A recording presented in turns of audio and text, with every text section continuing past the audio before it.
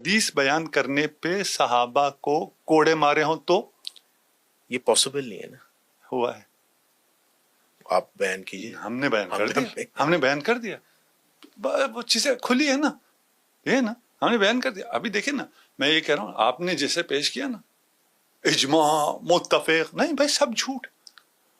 اہل سنت کے کسی بھی عالم کے پاس جائیں گے وہ یہی کہے گا وَكُلٌ صحابہ فی الوجود. میں آپ کو خلیفہ کے پاس لے کے جا رہا ہوں، آپ مجھے عالم کے پاس لے کے جا رہے ہیں. عالم کیا بیچتا ہے؟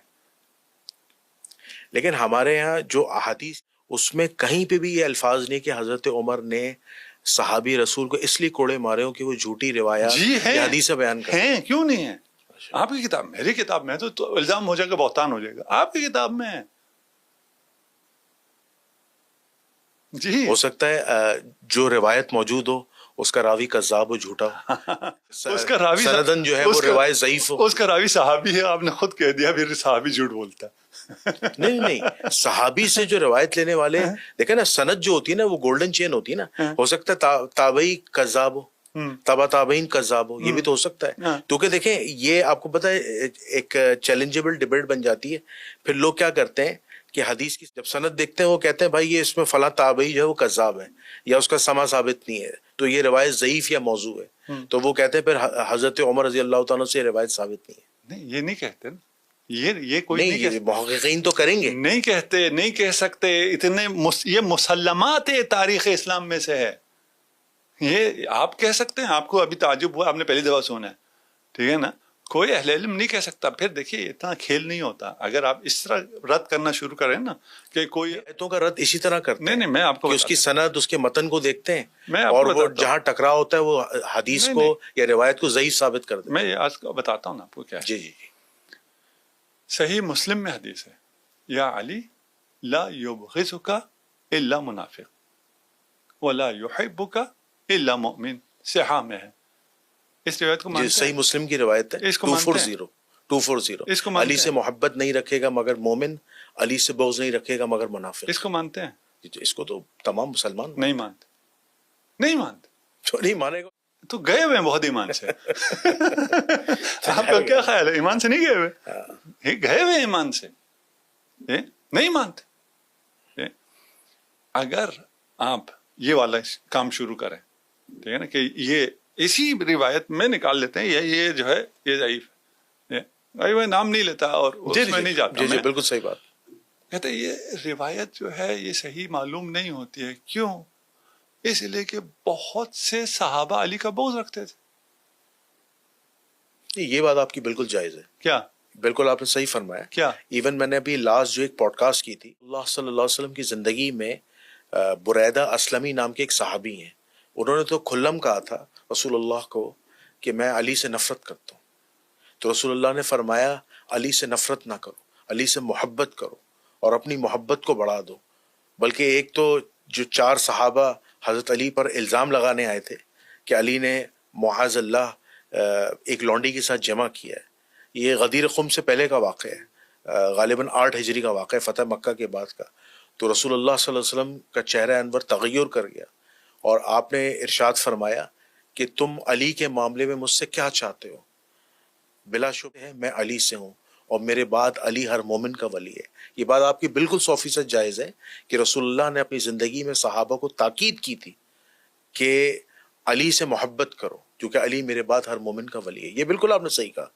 یہ بات یہ روایات اہل سنت کے ہاں کتب احادیث ہیں. نہیں نفرت کرتے تھے. بریدہ اسلامی نے کہا نفرت کرتا ہوں میں. اچھا بریدہ پہ لاکھوں درود اور سلام، لیکن اس کے بعد جب رسول نے سمجھایا تو وہ اس نے اب ذہن پلٹ دیا. دیکھیں کوئی پروپیگنڈے میں آیا ہو جی وہ الگ ہے.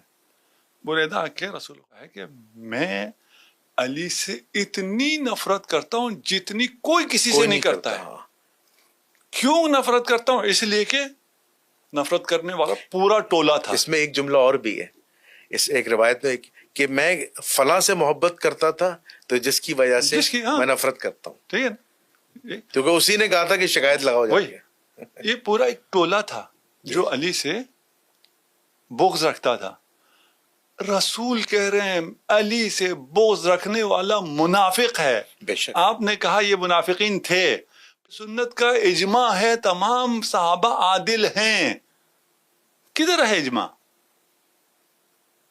نہیں، اس حدیث کے اینڈ میں یہ بھی تھا کہ جب رسول اللہ نے سمجھایا تو پھر بریدہ اسلمی کہتے ہیں کہ میں علی سے محبت کرنے والا ہو گیا. نہیں، وہ معاملہ وہی ختم ہو میں گیا. علی سے اتنی محبت کرتا ہوں جتنی میں کسی سے نہیں کرتا ہوں. معاملہ بریدہ کا ختم ہوا اس لیے کہ بریدہ اس پروپیگنڈے میں آ کے بغض رکھ رہا تھا، اسی لیے اس نے آ کے اظہار بھی کیا. لیکن وہ جو دوسرا گروہ تھا ان کا نہیں ختم نہیں ہوا.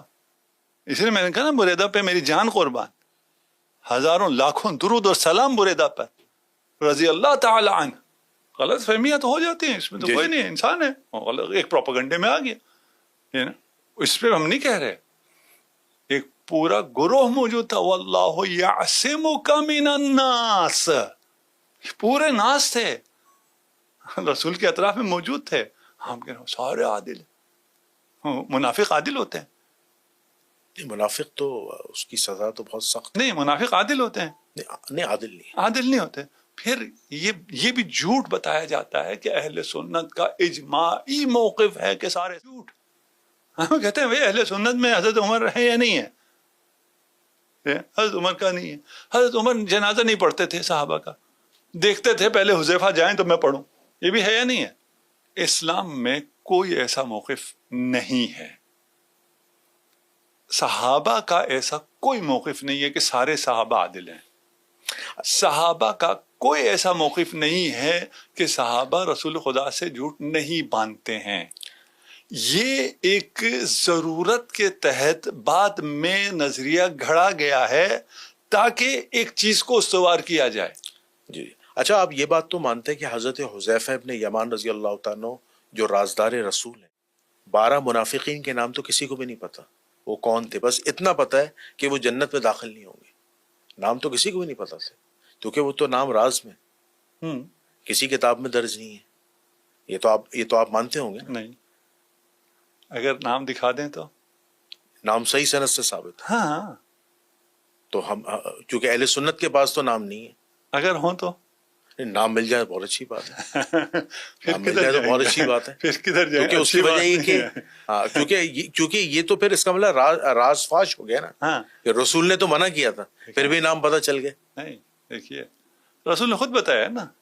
نہیں، رسول نے تو بتایا تھا لیکن یہ بھی کہا تھا اس کو راز، انہیں کیوں رازدار کہا جاتا ہے حذیفہ ابن یمان کو.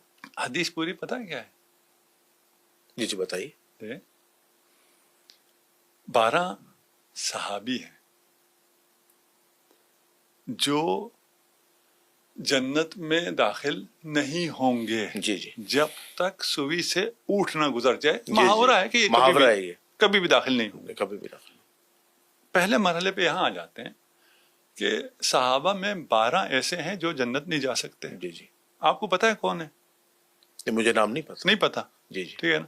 حذیفہ ابن یمان کو پتا ہے. ان سب میں کوئی بھی ہو سکتا ہے.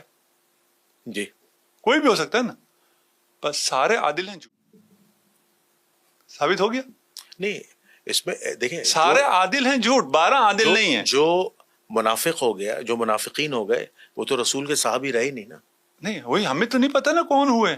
ہمیں کہاں سے پتا ہے؟ رسول کو تو پتا ہے نا. نہیں، ہمیں پتا ہے. نہیں، ہمیں نہیں پتا. حذیفہ ابن یمان اور رسول اللہ کو پتا ہے، ہمیں نہیں پتا. اب ہو سکتا ہے جس کو ہم نے ہاتھ رکھ کے ہم نے سمجھا ہو یہ نجوم ہے اس کے پیچھے چلے، وہ قاتل رسول نکل آئے، پھر کیا کریں گے؟ ہو سکتا ہے نہیں ہو سکتا؟ بالکل ہو سکتا ہے لیکن پتہ نہیں ہے. پتہ نہیں ہے نا. جی جب پتہ نہیں ہے تو اس کا مطلب کیا ہے؟ تو ہم بلیم بھی تو نہیں کر سکتے نا. بلیم نہیں کر رہے، انگلی تو نہیں اٹھا سکتے نا. نہیں اٹھا رہے. جی کہہ کیا رہے ہیں؟ جھوٹ ہے، سب عادل ہیں. ان میں 12 جن کا پتہ نہیں ہے منافق ہیں. نہیں، جو رسول اللہ کے حقیقی صحابہ ہیں وہ تو عادل ہیں نا. حقیقی کدھر سے آ گیا؟ آپ کو کیا پتا؟ آپ کو کیا خیال ہے جنہوں نے قاتلانہ حملہ کیا ان کے ادھر لکھا ہوا تھا ہم غیر حقیقی صحابہ ہیں؟ دیکھیں وہ حقیقی زیادہ حقیقی تھے. جیسے جو وہ عبداللہ بن